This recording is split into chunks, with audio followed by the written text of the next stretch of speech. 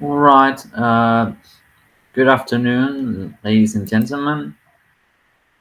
Uh, this is a new lesson for us. Well, as always, I am Mr. Tomás, and this is the seventh class in our course here. There you can see it, our seventh lesson, and it's the second one from Unit 2. Remember, it's a unit about conflict, and today, well, it's the 15th of December. So let's leave it right there. Going to leave it like that. Very good. First of all, I want to say that I hope you're not having any problems as regards the guides that I have been uploading. Mostly because no one comes to class, so I assume that you don't have any problem with it. Very good. Kudos on that. Congratulations. Right, so for today I have a series of texts. But well, first of all, let's start with a little bit of discussion along with ourselves. And for example, these are all texts about mediating. And so, for example, you have to ask yourself, what qualities does a mediator need? Pause the video and think for a minute. Remember that you can do the guide. You can complete the guides before you watch the video or as you watch the video if you like it. Although I would prefer it if you come to class here and so that we can discuss it together. I would really love to know your thoughts on the topic, on the matter. So, for example, you have to ask yourself what quality does a mediator need? And in this case, you can pause the video and take a couple of minutes to think about it. And, well, pause the video, or I can just wait a minute. And for example, in my opinion, I don't know much about what a mediator does, but remember the last class we learned that a mediator is someone who, sorry for using the term, mediates between parties on a dispute. That's the word for it, dispute.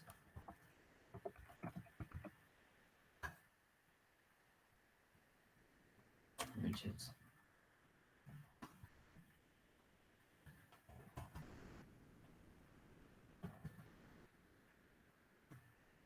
in a dispute, right there, between parties. That's mediating a dispute between parties. That's the word for it. You use the word party when you talk about two people talking, discussing, negotiating. You talk in legal English, they are called parties. Like a party when you go and you party all night. Ah. Well, sorry, it's my joke. Right, it's a mediation between parties in a dispute. And so, what qualities does a mediator need? I would say it's, for example, interpersonal intelligence or interpersonal skills.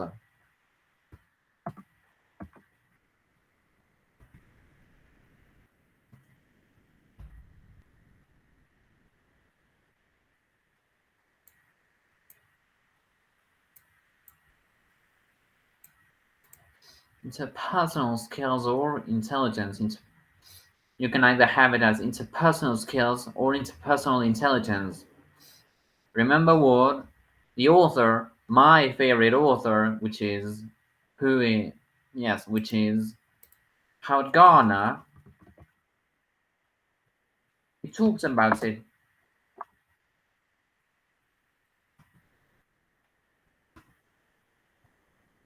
Talks about multiple intelligences. You have if any one of you is a teacher, you probably have heard of him. Howard Gardner, who is an American psychologist, and he's still writing books about it, about teaching, and about methodology a little bit, slightly, not much about it, but his thoughts on psychology, especially as regards the types of, how can I say it, the types of mindset that we are supposed to have as regards our future and the future generations. It's just fascinating. I recommend it. You should search for a book called Four Mindsets of the Future.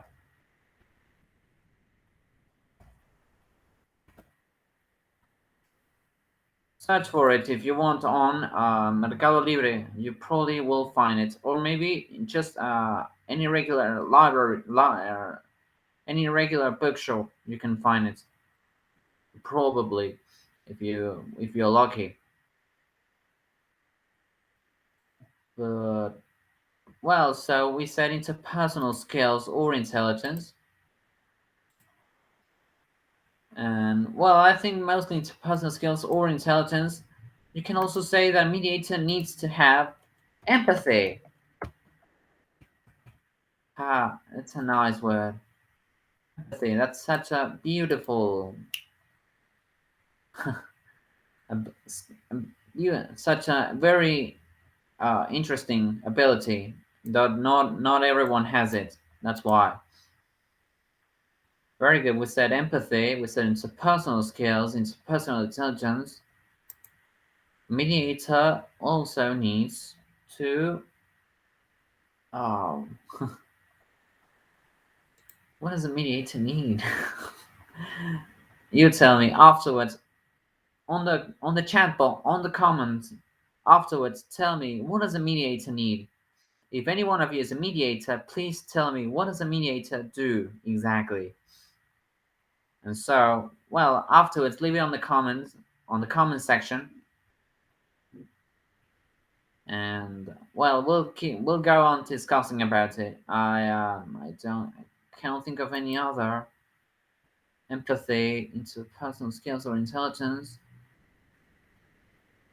You need to have maybe an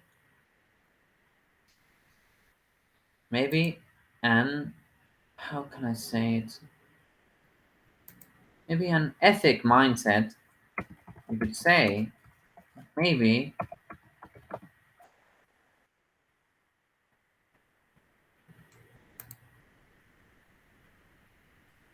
Yes, probably mindset. Maybe that's the translation for it. Although I'm not sure because it could be.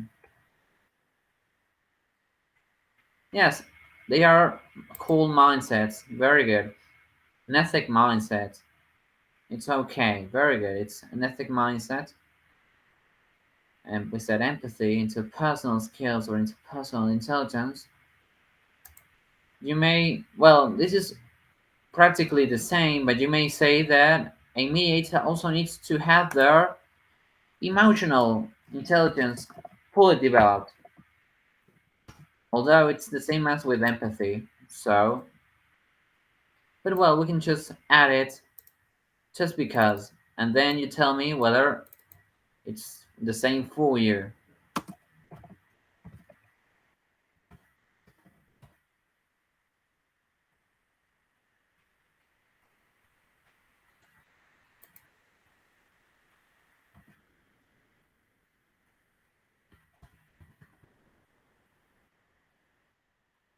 So there you have it. Develop emotional intelligence. So it's personal skills, empathy, ethic mindset. That could also be one of it. You could also say a disciplinary mindset. But well, everyone needs a disciplinary mindset because we all have our professions, our jobs, and so we always need that. It's something that you learn when you study for a specific job or a specific profession, anything. You have a disciplinary mindset. Very good. So, in number two says, disagreement is a form of conflict. In what ways can it make meetings and discussions more productive? Once again, leave it on the comment section. In what ways can it make meetings and discussions more productive? I would really love to know your thoughts on the topic. And well, you can always say that if you're that type of person that is used to be to all, if everyone never says no to you, can it make meetings more productive? Probably because you have different points of view.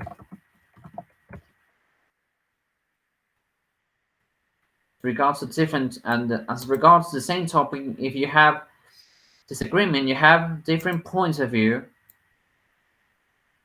and well, if you're that type of person who's used to being who well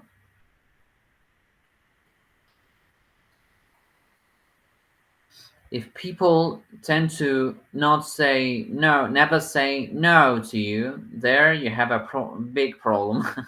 Trust me. uh, Trust me, you always need some disagreements with all of your actions, all of your yes, all of your actions and all of your choices. You always need someone to disagree with you so that you can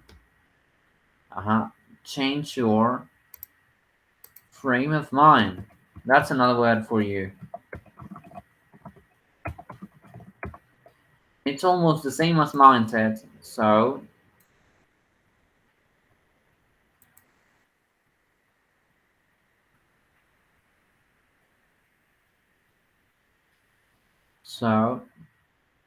well, then you can add it as well.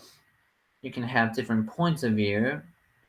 You can have what else can we have? Trust me, because I am clueless. What ways can it make meetings and discussions more productive?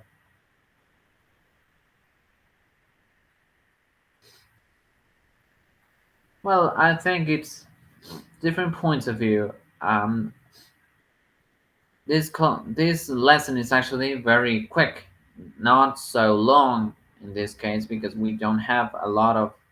I didn't want to make it longer because this is our last lesson before um, before the break.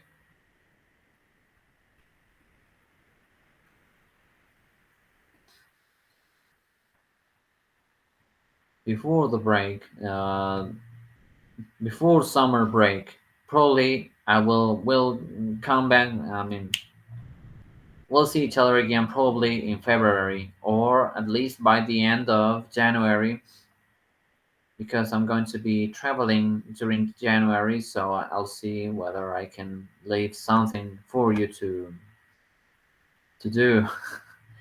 In the meantime, although I'm not fan of leaving homework to no one actually.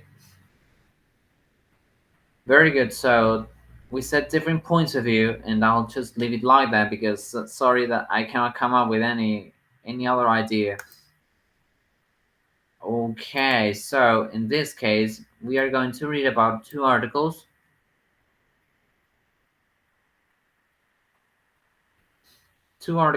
about handling conflict. Before you read each of them, match the words from the article 1 to 4 to their meanings on A to D, right there. This is the words from the article, although it's not actually a word, it's actually an expression. For example, to jump to conclusions. What does it mean? Before. we read the article. What does it mean when we jump to conclusions? You have not change your attitude or behavior. You have to make someone feel unimportant, to make a decision better, or to make a decision too quickly. What do you think? What do you say? You can pause the video now and think for a minute. But well, for example, I always say that to jump to conclusions,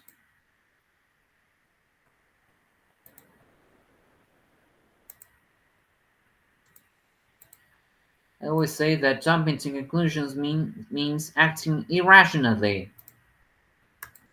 Irrationally. That's a new word for you. When you act impulsively as well.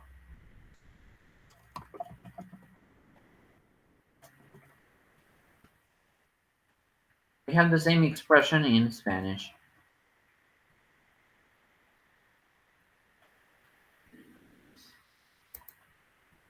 As well, so jumping to conclusions means to make a decision too quickly. Very good. If you did it just like that, congratulations. It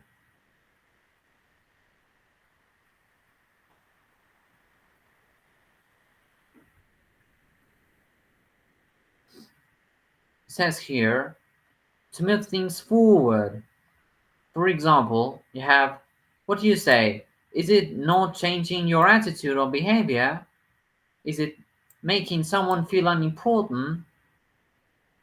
Is it making a situation better?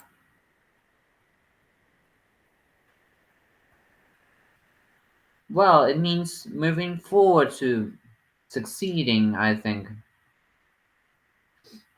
So it means to making something better, like it says there. You make it better, and so you move things forward. And what afterwards we're going to read all the advices. We're going to rank them in order of usefulness. So it's not an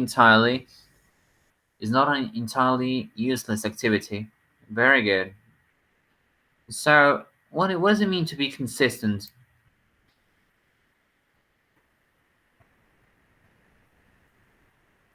It mean does it mean not changing your attitude or behavior? Does it mean making someone feel unimportant? What do you think? Pause the video and think for a minute. Well, to be consistent, it means that you always do the same thing and you don't change actually. So it's about not changing your attitude or behavior. It could be a way of saying honest, of saying about someone who is honest, to be honest.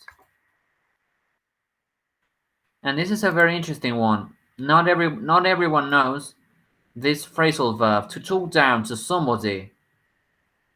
And in this case, it means when you denigrate. Sorry, I'm not sure if that word exists.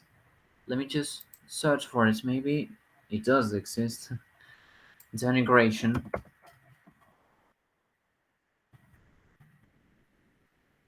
Well, it means to denigrate someone. Here you have I. It's the same in Spanish. No value at all, and so it talks about denigration.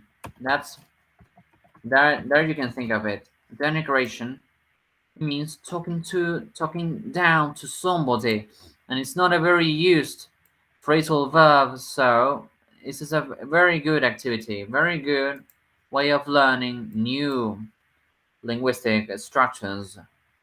And so now, for example, we say,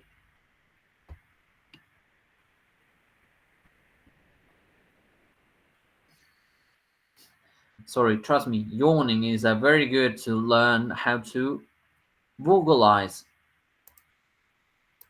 That's the word for it, vocalize. And vocalization in English is very, very useful. Trust me. So One of the first advice is don't set up a meeting if it is something that you can deal with informally. Listen to all sides first, separately, so you can understand each person's views and feelings. Then set up a meeting. Don't jump to any conclusions before you go in. There you have it, to jump to conclusions. And so it means to make a decision too quickly without reviewing. That's the word for it. Reviewing the evidence. All the evidence.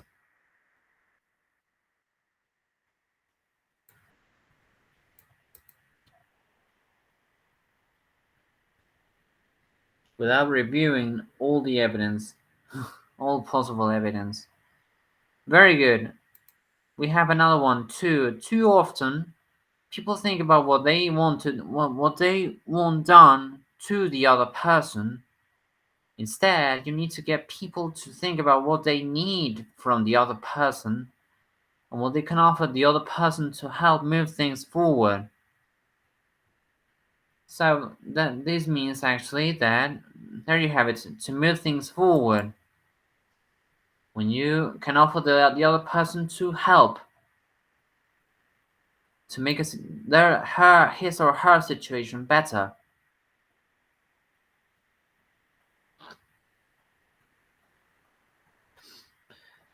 And you need to get people to think about. Well, so far,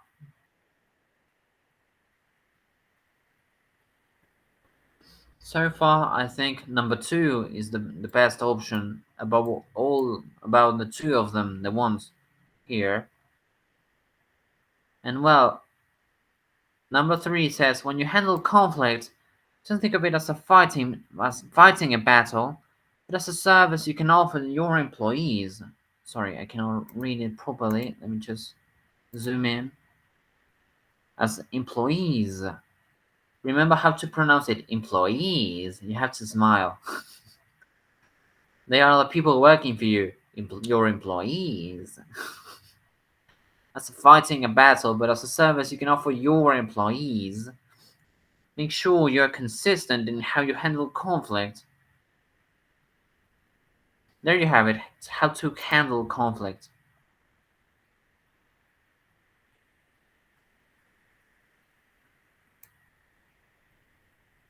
Handle conflict across the organization.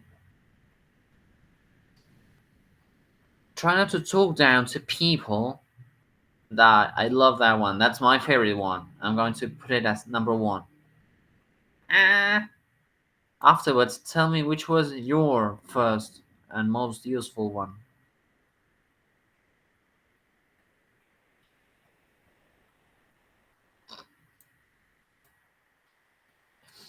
Right there, try not to talk down to people. Sometimes managers start treating people like naughty school kids. Naughty school kids, but that doesn't work. And I think that's the number. I think that's my number one advice. As regards to this text, there we'll check another text and we'll find out about new expressions and advices that you as a mediator could employ. And number five, it says you need to check what is motivating people. Sometimes an issue just begins to appear, but it's called deeper roots. My God, that's number five. I don't care. Sorry. uh, well, as someone who is in charge of people because I am the teacher, sadly, my favorite advice of all, number one advice is something that a philosopher once said.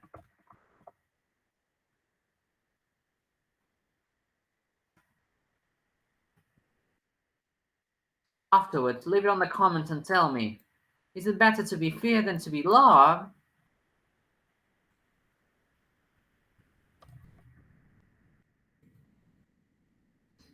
Trust me, that's the new one. that's a homework I can give you. Tell me on the comments, is it better to be feared than to be loved?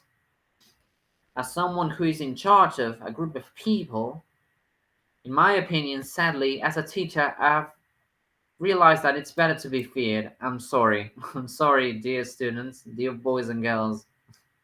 It's better to be feared. Because sadly people don't care. I'm sorry. And it's my opinion. This is a quote from Nicholas Machiavelli. Everybody, mostly everyone knows him.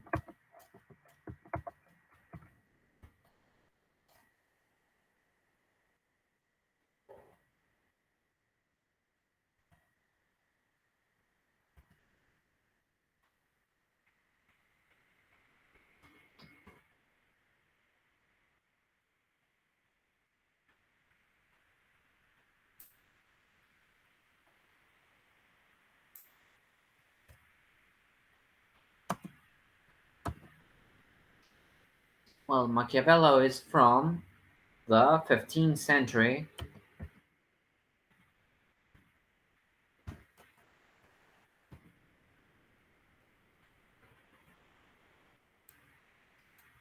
So well, there then on the comments tell me probably most of you will disagree, but trust me, at some point you're going to realize a little bit about it that it's better to be feared just a little bit than to be loved in order to be in charge of a group of people and to delegate. That's the word for it, to delegate. But I think I told you that. Very good. So, when don't set up a meeting. No, sorry. My bad. I'm going to erase that. Afterwards, on the comment section, tell me which was your top five. I mean, which was, how would you rank them in order of usefulness?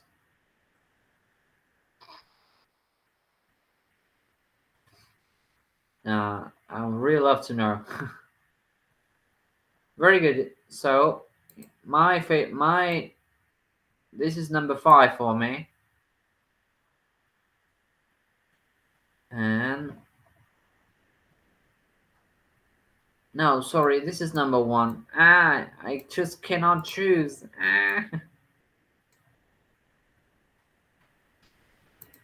Well, there you have it. You have don't jump to any conclusion. There you have it.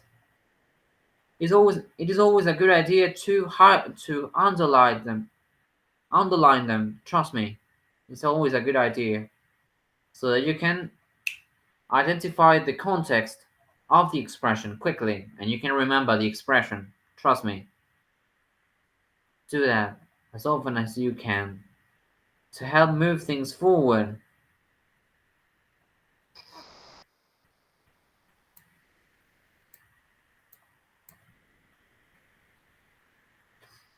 And so, well, yes, five, very good. So,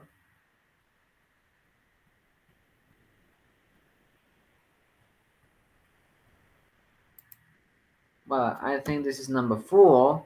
I'm going to leave it like that. Number four.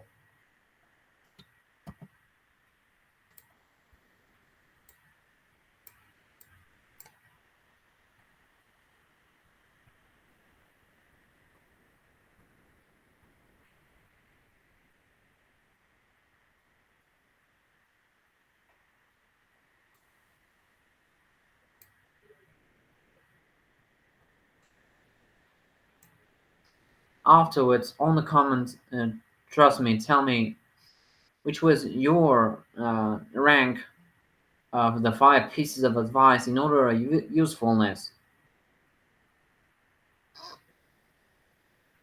There you have it, consistent. And you have talked down. Sometimes it just begins to appear.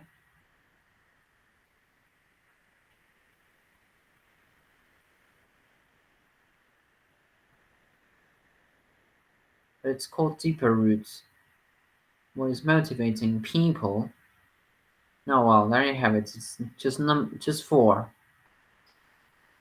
Very good. Okay, so well, let's move on to the next one. It's a final one. Very good. So this is going to be a very short class.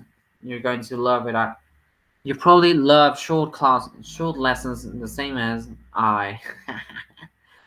I'm used to 3 hours lessons, and so it's so tiring. Trust me. But probably many of you are teachers, so you already know about it. Well, remember, what did we say about moving things forward? Remember, take a minute and remember, what does it mean when you move things forward? Does it mean making a decision too quickly? Does it mean when you treat a person better than others unfairly? Does it mean making a situation better? Yes, it means making a situation better. I'm sorry. Or does it mean to try and see things from someone else's point of view? I love that expression. Point of view. It's very useful. Very good. And so, what about getting in somebody's shoes? Do we have that expression in Spanish? Because I think we do. Yes, we have it.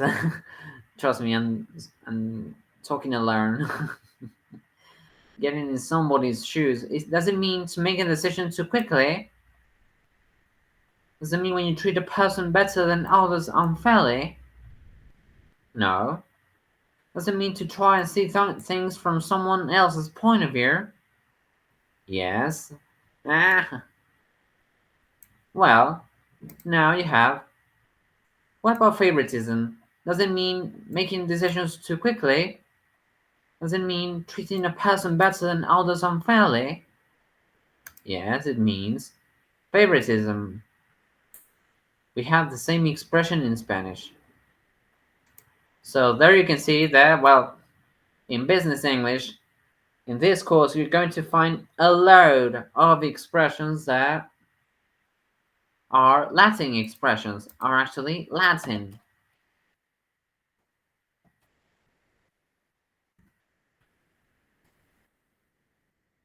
They are actually Latin expression, and that's why they are so similar to our language. And mostly because they are poetic. Oh. And they are a little bit, it's like they are beautiful to hear. It's sweet, it feels smooth, mostly useful for writing. Words like favoritism, irrationally, point of view, unfairly. Well, win-win scenario, it's maybe different. Well, so jumping to conclusions, as always, it means making decisions too quickly. And always remember this word, irrationally.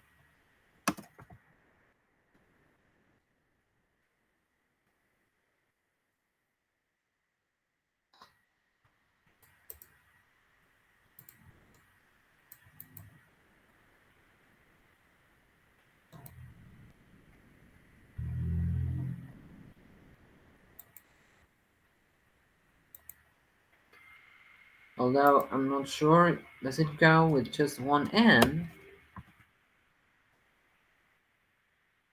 Oh, it goes with double L. I'm sorry, I'm going to change it. Very good. If any of you realize that, very good.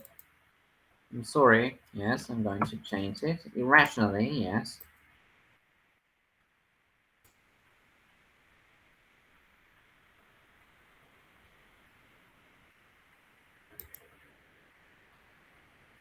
Well, they are all Latin expressions, and so we have another set of text here. It says, explore what is happening like someone who really wants to move things forward. Again, move things forward. Not like an investigator. Go in, ask someone questions, find out what's happening, if possible, from both sides of the argument, when people trust early on, and I'm going to circle this one as number 5 because I'm not sure it's so lame. I'm sorry. It's my opinion. Trust me, if any one of you feels I'm being unfair or I am just wrong, you can come to class and tell me. For example, here it says, treat people with respect. Yes, number 1. I always say that even the meanest person has to be treated with respect. Don't you feel bad about it? It's so sad that you have to treat everyone with respect. So number 1, that's the word for its meanest. Because it's a superlative. The best way to do that is to listen to what they are saying and to try to get in their shoes. There you have it, to get into their shoes. You can also say to walk a mile.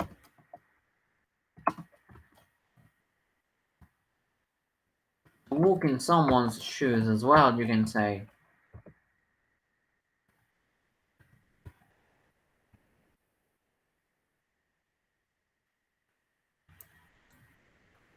It's like when you say you wouldn't be able to do the things that I do, and you say you wouldn't be able to walk a mile in my shoes. And so, well, that's a new expression for you as well. To get in their shoes, there you have it. And there here you have trying to find a win-win scenario, and you want both people to go away happy and for it to be good for the organization.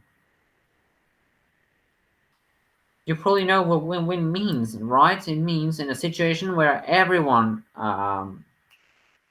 gets, how can I say it? Uh, when everyone gets a prize. Oh, sorry, I cannot come up with the expression right now, but it means that everyone gets something good out of something. Everyone. So, to go away happy and for it to be good for the organization, there must be no favoritism.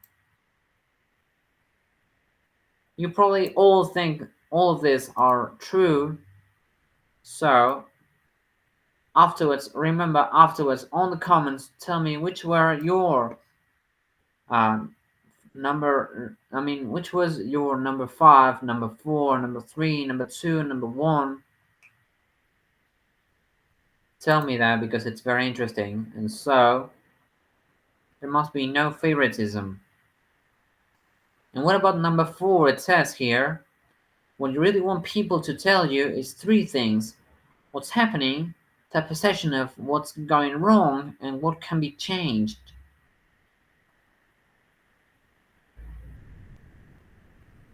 Right, so I'm not sure. Well, you have a new one, number 5. You have another. Sorry, number 5 there. You have a new one, number 4. And well, here it says managers shouldn't jump to conclusions. Let's highlight it again, underline it again. Yes. Jump to conclusions.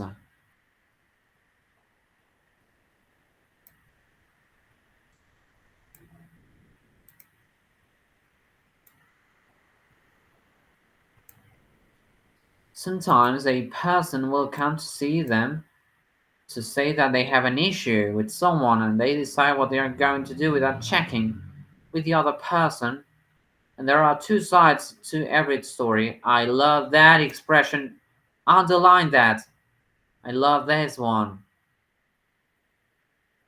There are always 2 sides to every story. Remember that. I love that expression. So please highlight it.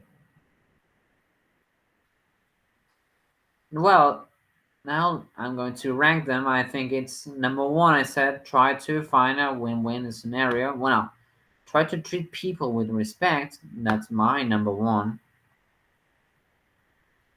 And well, I think this one is number two for me. So this is number three.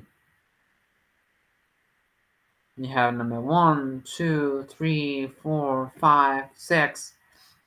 Okay, so I hope you liked it, and we'll see again next year, probably by the end of January. Probably, if I am lucky, I'm going to be on holidays by the end of the by the third week by the final week of January. I'm going to be on holiday, taking a much needed holiday for me. But I'll be able to leave a homework for you to do, so that you can in that moment, so that you can work on your no, trust me, I am going to upload an extra homework for you if I can, uh maybe after. No, don't worry, take a break, enjoy your holidays, and I hope you liked it. I hope you are having the time of your life with this course, because I really love the topics that we are studying. I really wish next year someone will come to the lesson and we can have a good time, can have a nice chat and a good laugh. Right. So afterwards, on the comment section, tell me which was your rank of importance as regards all the five here. All five of them, yes. Number one, two, three, four, five. Tell me which was, as regards Article A and Article B, tell me which was the most important one and which was the least important one. Probably you all work with someone else and you don't work alone, so you know a lot. You probably know a lot about handling conflict. You have probably handled something at some point. So take it easy, people, and we'll see you again next year. And well, have a have a Merry Christmas and a Happy New Year. And well, it's been a pleasure so far. It's been a pleasure. Trust me. Goodbye, and thanks a lot.